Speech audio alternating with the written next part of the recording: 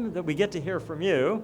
But let me, by final way of introduction, just say that we are honored today to declare this Mark Hamill Day in Hollywood.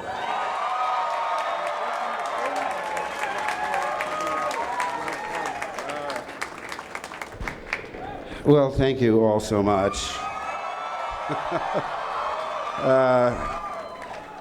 These will be brief remarks because words truly fail me.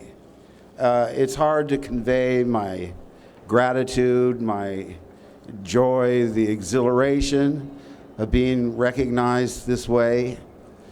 I haven't been this speechless since Force Awakens. But I do really want to thank George Lucas. Let's be honest, if it weren't for the genius of George Lucas, I wouldn't be standing here today. So whatever fate led me to his doorstep, he changed my life forever in a way that still reverberates today.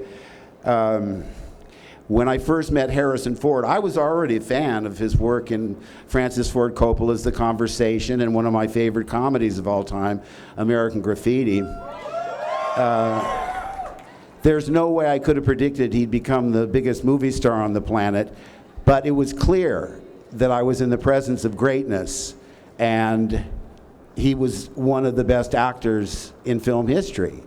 He also gave me the great advice, hey kid, don't get cocky. And I've tried to remember that to this very day. I also want to thank my family who flew in from all over the country to be here.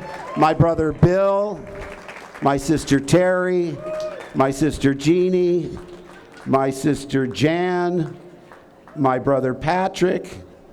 It means so much to me because they were the ones that had to suffer through my endless puppet shows, my magic tricks, my terrible impersonations of Jerry Lewis and Richard Nixon. They were my first audience. They were a captive audience, but an audience nonetheless.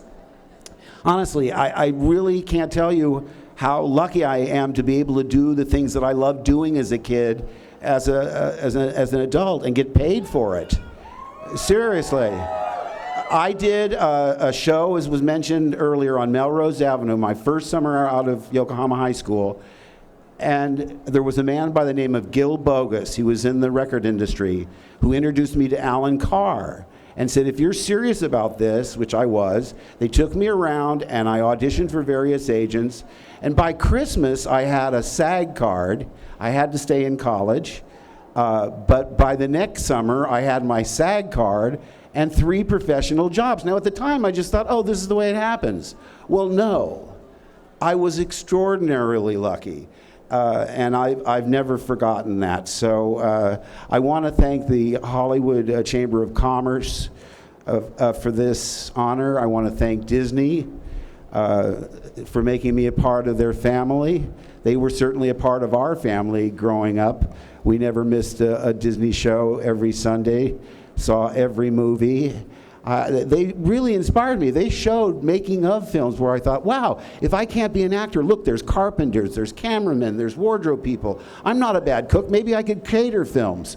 I just want to I don't need to be in the show, but I want to be close to the show. And finally, and most importantly, I want to thank all of you here today. You are with me through thick and thin, in the highs, in the lows, and everywhere in between. If it weren't for the public, I'd be nowhere. And from